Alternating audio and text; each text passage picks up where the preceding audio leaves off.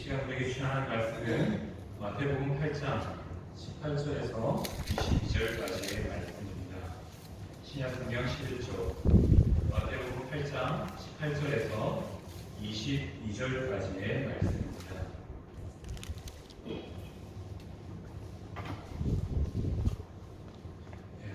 천천히 함께 읽도록 하겠습니다. 예수께서 우리가 자기를 베어 사는 것을 보시고 건너편으로 가기를 명하시니라. 한 서기관이 나와 예수께 아뢰되 선생님이여 어디로 가시는지 저는 따르리이다. 예수께서 이르시되 여기도 불이 있고 공중에 새도 걷혀가 있으되 인자는 머리 둘 곳이 없다 하시더라. 제자 중에 또 한 사람이 이르되 주여 내가 먼저 가서 내 아버지를 장사하게 허락하옵소서. 예수께서 이르시되 죽은 자들이 그들의 죽은 자들을 장사하게 하고 너는 나를 따르라 하시니라. 아멘.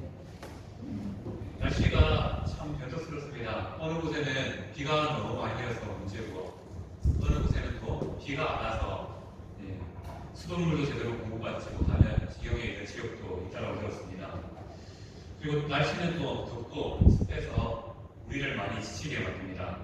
그래서 어떻게 보면 교회에서 정말 필요한 것이 무엇일까라고 생각해 봤을 때 서로를 향한 배려가 어느 때보다 좀 필요한 시간이라고 생각되십니다. 자, 예수님을 따르는 일 힘드십니까? 아니 쉽습니까? 좀 어렵어요. 말씀을 읽으면서 이런 묵상을 한번 해봤습니다. 왜 예수님을 믿고 사는 것이 이렇게 힘들게 여겨질까라는 생각이었습니다. 그러한 생각 가운데서 한 말씀을 읽으면서 옷을 입고 걷는 비유를 한번 생각해봤습니다. 자, 우리는 신앙의 모습을 통해서 신앙은 뭡니까? 새 옷을 입는 것과 같습니다. 자, 새 옷을 입기 위해서는 우리에게 필요한 일이 있습니다. 뭡니까? 기존에 입고 있던 헌옷을 접어서야 됩니다. 그런데 왜 우리가 신앙생활이 어려운지 곰곰이 생각해보니까 이거더라고요. 우리가 새 옷은 입고 가는데 헌옷은 안 벗어요. 제 옷은 안 벗고 계속 예수님 주시는 새 옷을 입으려고 하니까 안에 있는 그 옷 때문에 힘들어요. 불편해요. 그래서 우리가 예수님을 위해 사는 것이 어떻게 보면 되게 복되고 쉽고 아름다운 일인데 우리의 삶에 어렵고 힘들게 다가오는 이유가 그게 아닌가 생각해봅니다. 기존의 옷에 하나도 껴입으니까 오히려 덥습니다. 답답합니다. 그런 게 우리의 신앙이 아닌가 생각해 보았습니다. 우리는 예수님을 믿는다는 게 어렵다는 것은 결국 이거죠. 과거의 옷을 벗지 못한 채 예수님의 옷을 덧입기 때문입니다. 하지만 우리가 아예 제약의 옷을 회개를 통해서 벗고 나면요, 예수님에 대한 그 말씀, 예수님의 옷을 입으면 순종하는 것이 결코 어려운 일이 아니라요, 쉬운 일이 될 수 있습니다.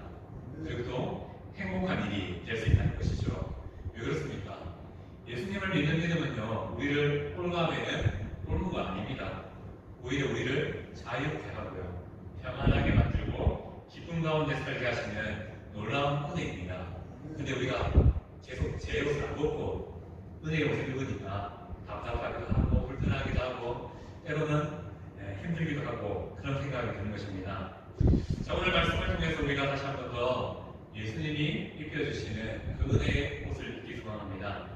자, 오늘 함께 읽었던 말씀은 지난주에 말씀드렸던 것처럼 8장 9장에는 여러 가지의 기적의 사건들이 등장합니다. 그리고 세 개의 기적 다음에 제자도에 대한 말씀이 있고 또 세 개의 기적, 그리고 제자도에 대한 말씀, 또 세 개의 기적, 이렇게 8장과 9장이 구성되어 있습니다. 오늘은 지난주에 세 가지 기적이 이루어진 제자도와 관련된 본문의 말씀을 함께 살펴보고자 합니다. 사람들은 예수님의 소문을 듣고 예수님께로 모여들게 되죠. 그리고 사람들의 눈은 예수님의 기적에 집중하게 됩니다. 예수님이 어떠한 분이신지, 예수님이 메시아로 이 땅에 오셨다는 사실보다 그냥 눈앞에 보여지는 아픈 자가 낫고 병든 자가 회복되는 그런 놀라운 기적들을 바라보면서 자, 저기 저 사람한테 가면 우리 병이 나을 수 있지 않을까, 우리의 부족한 것들이 채워지지 않을까 하는 마음에 많은 사람들이 예수님께로 모여지게 됩니다.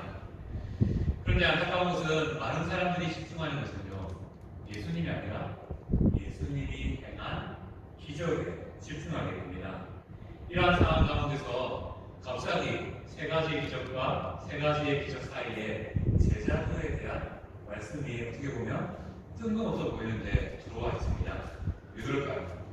바로 성도는, 예수님의 제자는 기적을 바라보는 자가 아니라 정말 중요한 예수님을 바라보아야 된다는 사실을 강조하기 위해서 마태복음 8장 9장은 이렇게 이 이야기들이 구성되어 있습니다.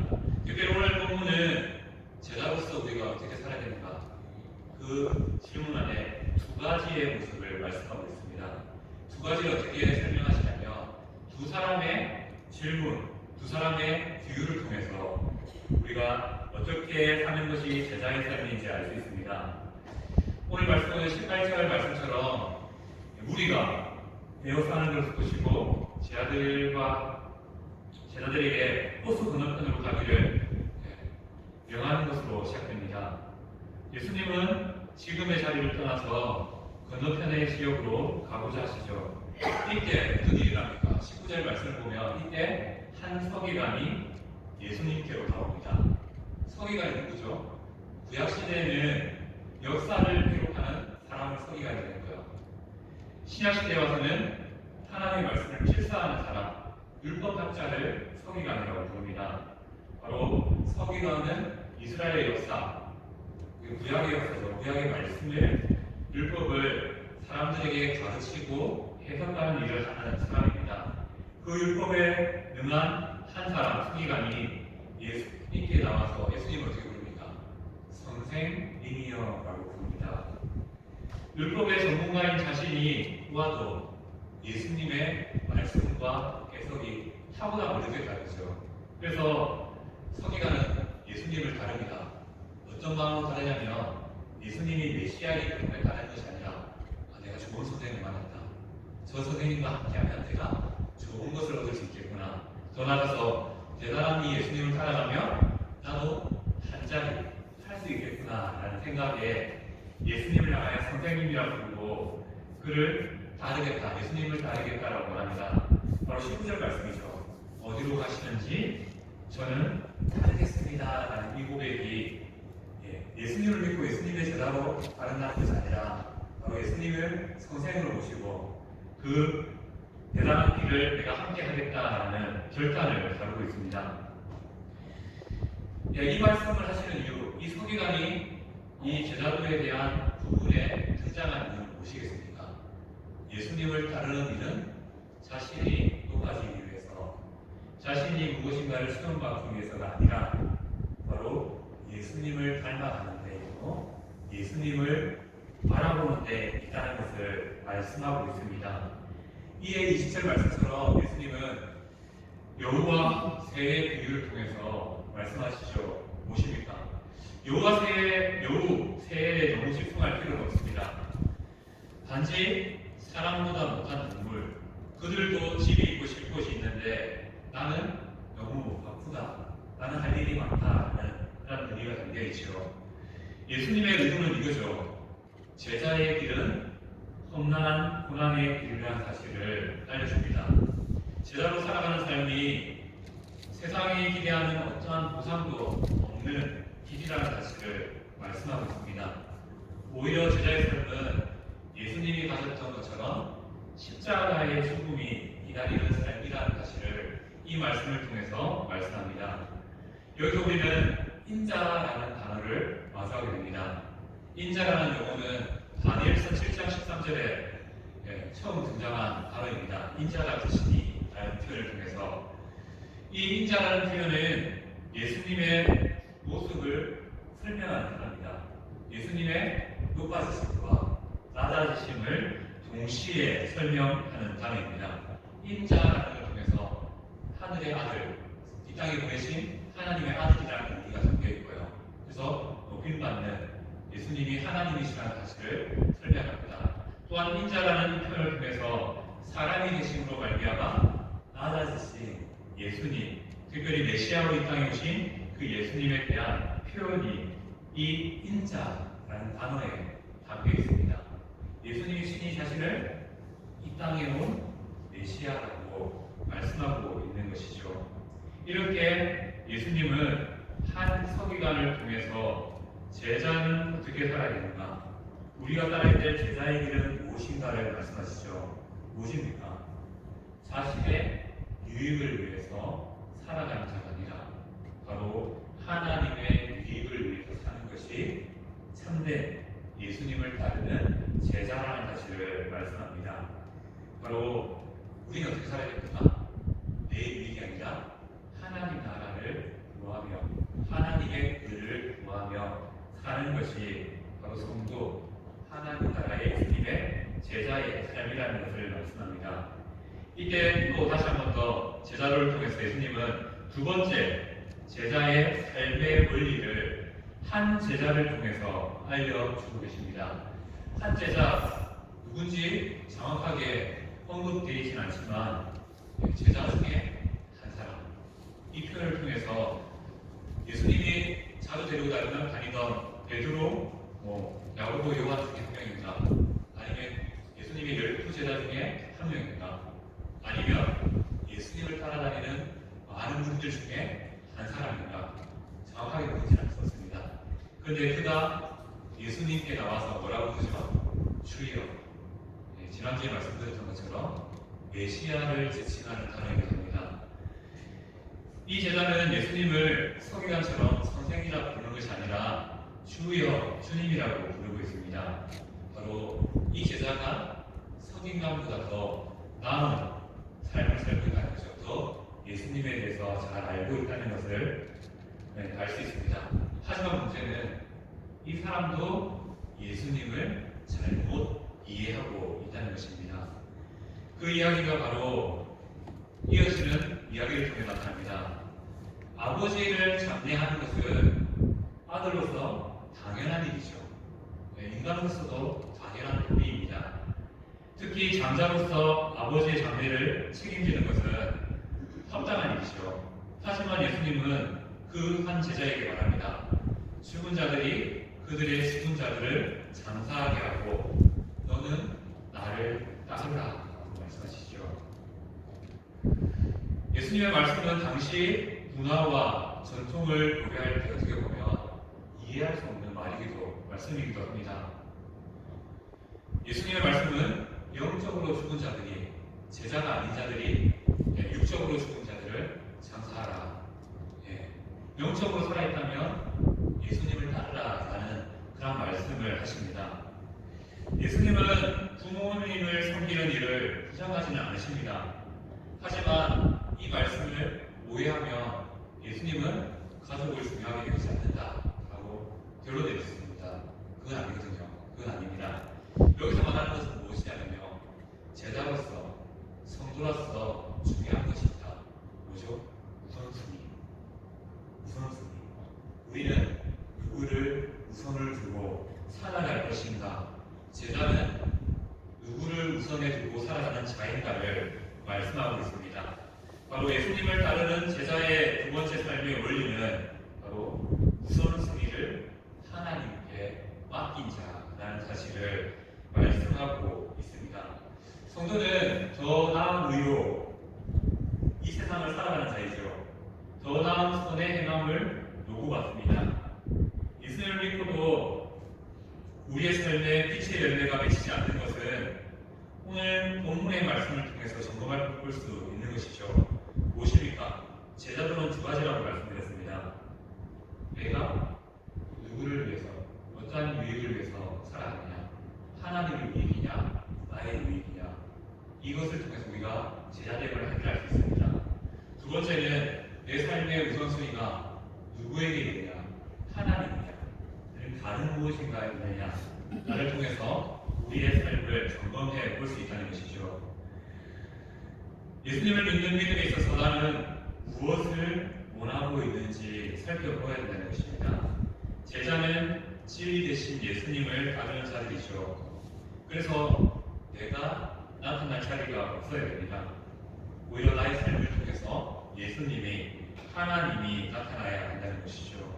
그리고 우리는 삶은 우선순위를 정한 삶을 살아야 된다는 것을 말씀합니다. 이것은 가족을 외면하고 교회만 있어라라는 것 아닙니다. 가족보다 우리는 하나님이 먼저인 사람이라는 것이죠. 우리의 삶에서 자주 실패하는 이유는 간단합니다. 우리는 계속 나를 먼저 생각합니다. 그래서 예를 들면 장래 문제 이런 일은 없겠지만 장래의 문제와 예수님을 선택하는 문제에 있어서 나를 생각하니까 장래를 선택할 수밖에 없는 겁니다. 우선순위가 하나님께로 가시려고 한다는 것이죠. 그러니 우리는 예수님을 따르는 삶에서도 실패하는 거죠. 또 여러 가지 삶의 모습에서도 실패할 때가 종종 생겨난다는 것이죠. 다 나를 먼저 생각하는 그러한 삶 때문이라는 것입니다. 그런 차원에서 믿음은 우선순위를 바꾸는 것입니다. 나의 삶에 나의 유익을 내가 원하는 것을 1번으로 두고 살아가는 삶이 아니라 바로 하나님을 1번으로 두고 살아가는 삶, 그것이 바로 제자의 삶이라는 겁니다. 그래서 신기하겠죠. 우리의 1번이 나에서 하나님으로 바뀌면요, 내가 6번으로 살았던 그 문제도 하나님께서 책임져 주신다는 겁니다. 이것이 바로 우리의 믿음이 되어야 됩니다. 우리가 계속 눈앞에 큰 문제를 바라보니까 하나님을 선택하지 못합니다. 왜냐하면 하나님을 선택하면 이게 왠지 무너질 것 같고, 이것이 뭔가 안 될 것 같고, 이것이 나를 완전히 망쳐버릴 것 같고 두려움이 있어가지고. 하지만 오늘 말씀처럼 예수님을 따르는 제자는요, 하나님을 선택하면요, 이 문제를 하나님이 친히 해결해 주신다라고 말씀합니다. 우리는 이 믿음을 가지고 하나님을 선택할 수 있어야 된다는 것이죠. 우리가 늘 실패하는 것이 이겁니다. 우리가 힘든 이유가 뭐예요? 내가 하고 싶은 것이 있고 내가 말하는 것이 있으니까 또 내가 이걸 놓치면 뭔가가 안 될 것 같은 그 불안함 때문에 하나님을 온전히 따르지 못할 때가 있다는 겁니다. 그럼 우리의 오늘 말씀에 말씀합니다. 우리는 성도는 하나님의 유익을 위해 살아가는 자이며 하나님을 1번으로 둘 때 우리의 삶에 가족도 버려주고 나의 삶의 모든 것도 버려주는 것이 아니라 오히려 하나님을 선택했더니 하나님께서 나를 통하여서 가족을 더 사랑하게 하시고 나의 일이 더 복되게 만들어주시는 그런 삶을 살게 하신다는 것을 오늘 말씀은 우리에게 알려주고 있습니다. 그리고 우리는 오늘 말씀을 통해서 한번 다시 새겼으면 좋겠습니다. 우리 삶의 1번은 무엇입니까? 참 안 바뀌더라고요. 참 잘 안 바뀌더라고요. 왜냐하면 사람은 연약해서 계속 눈앞에 보이는 것을 1번에 둡니다. 하나님이 만약 눈앞에 딱 1번으로 눈앞에 계시면 항상 우리는 하나님을 선택합니다. 근데 하나님은 눈앞에 보이더라고요. 그래서 우리가 늘 하나님을 선택하는데 좀 주저함이 있습니다. 그런데 믿음은 그런 거죠. 눈에 안 보이는 그 하나님을 보이는 것으로 선택하는 것. 1번으로 선택할 때 우리의 삶에 많은 문제와 어려움도 하나님이 친히 해결해 주십니다. 그 아멘. 은혜를 한번 경험하시는 성은들 되시기를 간절히 소원합니다. 아멘.